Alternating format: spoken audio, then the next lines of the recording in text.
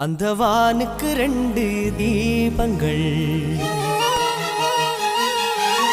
அவை சூரிய சந்திரரே.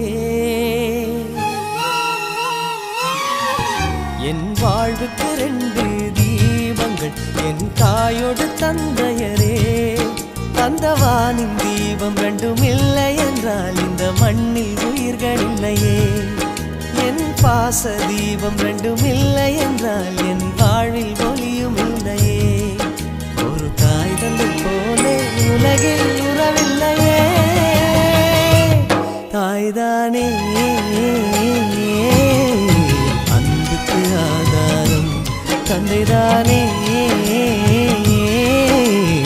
அறிவுக்கு ஆதாரம்.